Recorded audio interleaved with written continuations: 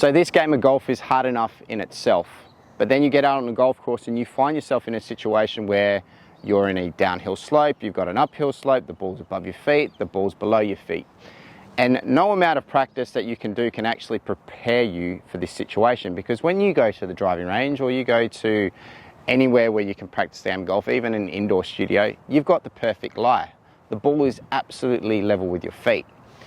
So today we're going to be looking at downhill lies and a couple of things that you need to think about when you find yourself in this situation. Now this conversation or this lesson spawns from a conversation I had with a student last night, asking me questions of how do I deal with this situation, because you haven't taught me this situation. And like I said, 90% of the time, you never get yourself into a situation to teach a student this. So maybe when you do go to see your local pro and you have a lesson, maybe going on what we would call an on-course lesson is something to think about. It's something that I used to do quite often at Lake Karrinyup, was to take my students out on the golf course so that you got an idea of how to deal with these situations.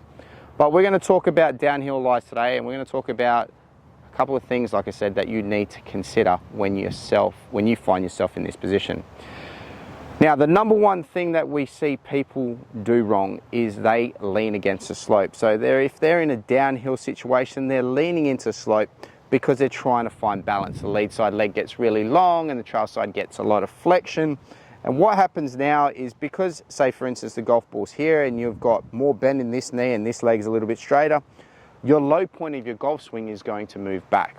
And if your low point is moving further back, well then you're going to make contact with the ground really early, and you probably see that shot quite often. You're playing a downhill lie and you hit it miles fat.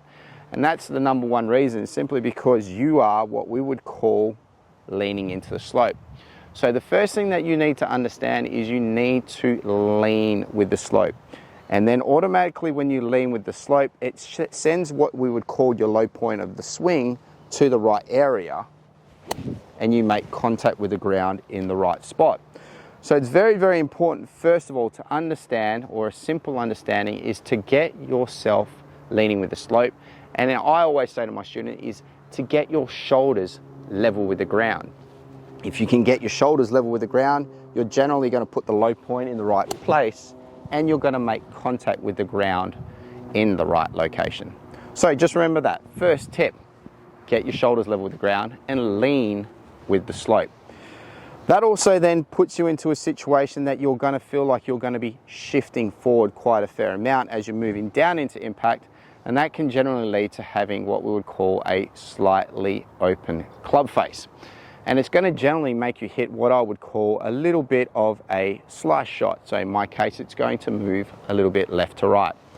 So because I know that this is going to happen, I'm going to aim slightly further left than what I normally would, in allowing for the fact that that's probably going to happen. Now, I'm not saying it is going to happen. I said probably going to happen. So if the green's directly in front of you, possibly just aim to the left edge of that green to give yourself that little bit of leeway, that the fact that the ball is going to move left to right. Also, because we are going downhill, we need to understand that we are probably going to be taking loft off our golf club. So the ball's not going to fly very high. So if normally I would hit a 6-iron from 150 meters, and we all know I'm not a long hitter, but if I'm hitting a 6-iron from 150 meters, I possibly want to hit a 7-iron so I can get a little bit more launch. And because it's going to get a little bit more launch, I'm probably going to still hit it the same distance. So just remember, when you're hitting downhill, add loft. The better loft that you have, the better chance you're going to get the ball to get up into the air. Last thing that you want is this low little squirting slice that ends up in the bunker that's green side, or what I would call U side of the green, and your golf ball going there, and then you're stuck with a bunker shot next. So just remember, add a little bit more loft. So right here I've got my 7-iron in my hand. Normally if I'm 150, I'll hit a 6-iron, but I'm going to grab my 7-iron out and I'm going to aim a little bit left, and I'm going to lean down with the slope, and from here I'm going to make sure that I clear through. Now that ball's come out really low with a little bit of a left to right shape, but if I had done that with my 6-iron, it would have come out really, really low. So just remember, when you find yourself in a situation in a downhill lie, let's keep it simple. Lean with the slope, don't battle the slope. Make sure that you aim a little bit left, and then also just make sure that you add a little bit more loft. So take a little bit more club so you can get that ball in the air. Balance is absolutely key when you find yourself in these situations. But the best way that you're going to keep balance is to not battle it, is to make sure that you go with it. All right guys, try that one out. Downhill slopes, we'll keep doing videos like this over the next couple of weeks. We'll look at uphill, and we'll look at ball above our feet, and we'll look at ball below our feet, and the things that you need to consider when you find yourself out in those situations on the golf course. Anyway guys, like, subscribe, share, and we'll see you next time on the channel.